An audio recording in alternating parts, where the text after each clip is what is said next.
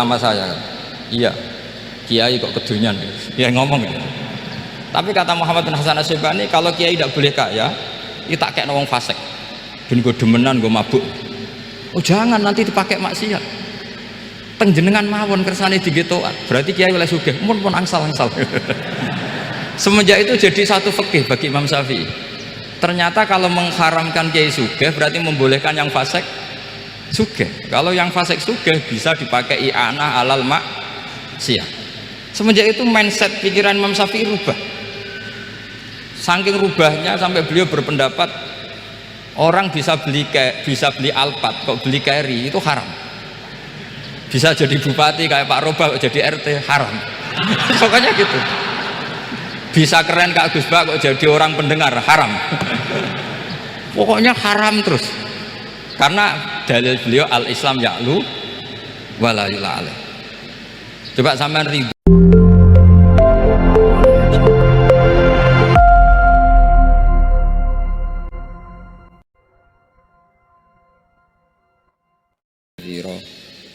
Allahumma sholli wa sallim ala sayyidina maulana Muhammadin wa ala alihi wa sahbihi asma'in amma ba'du.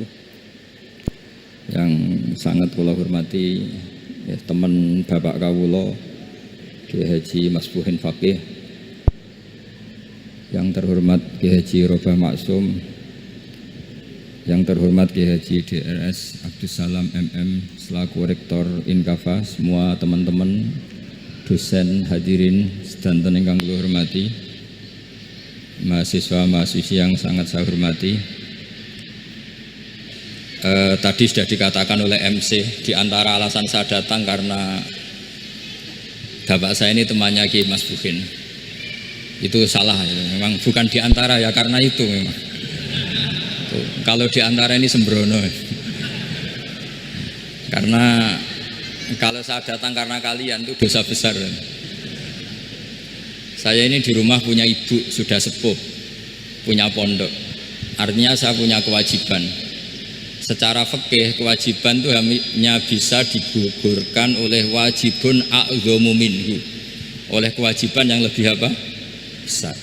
Kayaknya kalau mahasiswa-mahasiswa di sini tidak cukup untuk mengganti kewajiban itu. Sehingga saya berkali-kali memaklumatkan diri, yang undang saya nggak pernah sepuh itu dosa. Karena menggugurkan kewajiban yang lebih apa? Besar. Jadi teorinya gampang. Kalau ngundang sampean tuh mesti boleh karena nggak punya kewajiban. Jadi di rumah ya nggak punya pondok. Terus ibu sampean kalau sampean di rumah ya sumpek bocah kok nganggur gitu. Jadi fikih itu harus jelas. Saya ini pengagum fikih. Jadi saya di rumah punya ibu, saya ulang lagi, sepuh, butuh perhatian saya dan saudara-saudara saya punya pesantren, sehingga artinya punya kewajiban. Ini sekaligus maklumat bagi yang ingin ngundang supaya ngukur dosa ndak yang ngundang Gus Pak itu. Bukan kebaikan atau ndak, tapi dosa apa enggak gitu. Artinya yang bisa menggugurkan kewajiban secara fikih itu hanya kewajiban yang lebih apa? Besar. Kayaknya tidak akan terjadi kecuali temannya bapak saya atau pernah guru-gurunya guru saya. Misalnya Lirboyo, nanti Saban ngundang saya 2. Begini ya, ini kan abahnya Kiai Masbuhin juga namanya Faqih, gurunya juga Kiai Abdul Faqih. Saya berharap anak-anak Inkafa ini nekuni utamanya itu fikih. Fikih itu penting sekali. Kata Sayyid Ali yang Shahibu Simtid Durar itu, wabihi qiwamus syariah, yang bisa mengawal syariat itu hanya fikih. Fikih itu ya kalau yang paling gampang tentu kita misalnya punya Fathul Qorib, Fathul Mu'in, Fathul Wahab. Tapi yang faham betul, mesti faham itu ngelotok setengah hafal. Jangan bawa kitabnya tok, sementing sekian semester terus selesai. Itu sama-sama dosa, itu dosanya ya dosa, mahasiswanya juga dosa. Karena sudah terlanjur sarjana agama, ternyata nggak bisa, itu kan mendingan tidak sarjana agama. Itu saya tak cerita sama Kiai Roba, itu ada fatwa kiai juga wali. Suatu saat ada penyanyi dangdut top terkenal di Indonesia itu nyanyi dangdut, ya penyanyi ya dai, entah itu hakikat entah majas tidak tahu. Itu kiai itu fatwanya lucu. Kalau kamu datangi dia pas main dangdut, masih saya beri izin. Tapi kalau datangi dia pas pengajian itu tak larang kan. Kan santrinya jadi eskal. Ini pas pengajian dilarang, pas dangdutan kok malah dapat izin. Tapi bukan berarti halal ya, dapat izin. Dapat izin kan potensinya bisa karena dilarang lah ya tetap belerot. Terus suatu saat si santri ini setengah wali, tidak wali tapi setengah. Lama-lama itu memahami gurunya, ternyata sirinya begini. Kalau seorang penyanyi yang tidak pernah ngaji kemudian ngomong agama, itu potensinya itu fadallu wa adallu, sesat dan menyesatkan. Tapi kalau dia sedang nyanyi dangdut, penyanyinya cowok loh, sama jangan bayangkan dangdut putri, enggak, itu cowok sudah tua lagi. Jadi potensi halalnya ada lah maksudnya untuk, tapi tidak alat musiknya, orangnya. Tapi kalau dia nyanyi itu paling dosanya hanya nyanyi. Saya ulang lagi, murid tadi akhirnya paham kalau datangi pengajian itu artinya ikrar kalau dia seorang dai atau seorang yang layak ngomong apa? Agama. Itu lebih bahaya karena kita santri, apalagi kita doktor atau MM, terus ngekrori orang yang nggak jelas asal usulnya. Tapi kalau nyanyi kan nyanyi saja, sehingga itu menjadi fikih. Bahaya terbesar dalam fikih adalah apa? Mengkaji fikih tidak dari ahlinya. Ya saya ulang lagi ya, mengkaji fikih tidak dari apa? Ahlinya. Nah kenapa demikian? Begini, saya beri contoh. Ilmu fikih itu tentu pertama dari Rasulullah SAW, kemudian bersanad sampai kita atau kita sampai Rasulullah. Itu ngalami sekian ijtihad yang tidak mudah. Saya beri sekian contoh. Dulu Imam Syafi'i itu sukanya sama guru yang miskin ya, karena rata-rata santri juga miskin, jadi mesti ngidolakan guru yang miskin karena sesama miskinnya harus berkoalisi.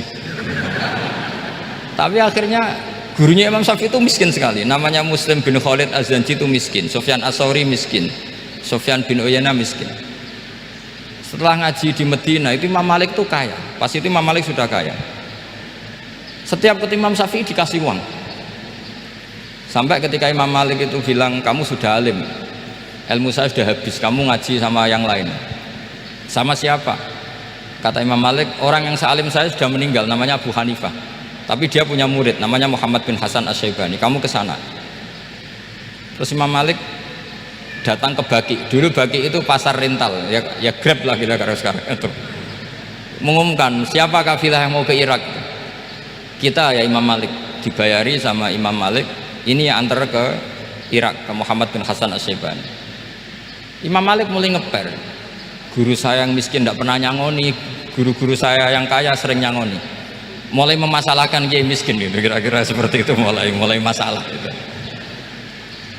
Setelah datang ke Irak di Muhammad bin Hasan Asy-Syaibani itu si Muhammad bin Hasan Asy-Syaibani itu kalau ngitung uang itu di meja tamu. Jadi punya emas lantaan, punya uang, kira-kira kalau Indonesia punya rupiah, punya dolar, dihitung itu di ruang tamu. Kata Imam Syafi'i, saya dengan Imam Malik saja nggak serik, ini lebih kedonyan lagi kiai. Ngitung uang itu di ruang tamu. Terus akhirnya si Muhammad bin Hasan Asy-Syaibani ini ahlul usul, dia pakar usul. Kamu heran sama saya? Iya, kiai kok kedonyan, dia ngomong gitu. Tapi kata Muhammad bin Hasan Asy-Syaibani, kalau kiai tidak boleh kaya, itu tak kayak wong fasik, ben gue demenan, gue mabuk. Oh jangan, nanti dipakai maksiat. Penjenengan mawon kersane digetokan, berarti kiai oleh sugih, mun pun angsal-angsal. Semenjak itu jadi satu fikih bagi Imam Syafi'i. Ternyata kalau mengharamkan kiai sugih berarti membolehkan yang fasik sugih. Kalau yang fasik sugih bisa dipakai i'anah alal maksiat. Semenjak itu mindset pikiran Imam Syafi'i rubah. Saking rubahnya sampai beliau berpendapat orang bisa beli Alphard kok beli carry itu haram. Bisa jadi bupati kayak Pak Roba kok jadi RT haram. Pokoknya gitu. Bisa keren Kak Gus Bak kok jadi orang pendengar haram. Pokoknya haram terus. Karena dalil beliau al-Islam ya'lu wala yula alaih. Coba sampean ridho misalnya jadi orang Gresik dipimpin orang yang nggak sholat, ridho ndak? Ndak. Atau sholat tapi nggak bisa ngaji, ridho ndak? Ketika yang bisa ngaji berpotensi jadi bubar, terus keterusan. Karena Imam Syafi'i keterusan, ya umatnya keterusan. Akhirnya orang-orang Syafi'i itu politikus rata-rata. Ya, makanya sampean jangan kaget sama Mbah Rubah. Kakak saya wakil bupati dulu, putranya Mbah Mun ada yang wakil apa? Gubernur. Dulu Gus Wahid yang menteri agama. Itu asal usul dari perubahan fikih, mindset, cara berpikir Imam siapa? Syafi'i. Jadi dulu itu fikih ditemukan itu jelimet, ada perdebatan. Itu tidak hanya pada level ulama, pada level Nabi pun ada perdebatan. Jadi jangan kira Nabi itu tidak debat, ya debat. Nabi itu asal seangkatan itu mesti debat, termasuk debat dengan malaikat. Jadi kalau perlu ya debat sama apa? Karena malaikat itu kan lugu itu gak iso mikir. Karena kalau malaikat iso mikir bisa jadi rektor. Nanti kasihan Pak Salam ini. Malaikat gak boleh jadi rektor. Malaikat Israel itu nggak tahu etika. Jadi beliau ketika mau membunuh, mencabut nyawanya Ibrahim, datang, ya Ibrahim, saya ini disuruh nyabut nyawa kamu. Kata Ibrahim, wah kamu itu pasti salah. Kamu tahu saya siapa? Saya ini Khalilur Rahman, kekasih Allah. Masa kekasih membunuh yang dikasih? Ini nggak benar, logika itu nggak benar. Pasti kamu salah. Karena Israel itu tidak bisa debat. Ketika ditanya, hal ra'aita khalilan yumitu khalilah, masa kekasih membunuh yang dikasih? Saya ini Khalilur Rahman. Masa Allah mencintai saya kemudian membunuh saya? Itu logika agak bener. Tidak, keliru, kamu itu keliru. Israel akhirnya terbang lagi. Ya Allah, katanya logika saya ini salah. Karena masa kekasih membunuh yang dikasih? Karena Israel nggak pernah sekolah, nggak pernah sekolah, nggak bisa dia jawab. Akhirnya diajarin Allah. Dah kamu bilang gini ke Ibrahim, hal ra'aita khalilan yakrahu ayyalqa khalilah, masa kekasih tidak siap ketemu yang dikasih? Dibalik logikanya. Akhirnya datang lagi ke Israel, kata Allah begini, masa jenengan kekasihnya tidak siap ketemu yang kau kasih? Oh ya oke, mati gak apa-apa. Jadi ilmu itu ngalamin perdebatan. Jadi saya datang murni karena Kiai Mas Buhin, bukan karena MC. Itu dosa besar kalau saya datang karena MC. Karena saya punya kewajiban yang lebih besar. Jadi yang bisa mengalahkan adalah a'dzama minhu, yang super besar kira-kira. Karena jelas ada riwayat inna min abaril birri silatar rajuli ahla wuddi abi. Ya, inna min abaril birri silatar rajul ahla wuddi abi. Di antara kebaikan yang sangat baik adalah seseorang menyambung teman bapaknya. Assalamualaikum warahmatullahi wabarakatuh. Selamat berjumpa kembali di channel kami Ngaji TV, channel ngaji kita bersama. Dan terima kasih sudah stay tune sampai akhir video ini.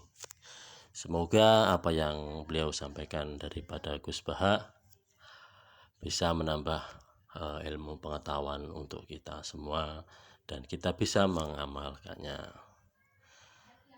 Selanjutnya terima kasih sudah menyimak sampai akhir, dan jangan lupa untuk membantu channel kami supaya dapat berkembang dengan like, komen, dan subscribe serta share supaya dapat membantu perkembangan channel kami. Sekali lagi terima kasih dan selamat berjumpa kembali di video-video selanjutnya. Wassalamualaikum warahmatullahi wabarakatuh.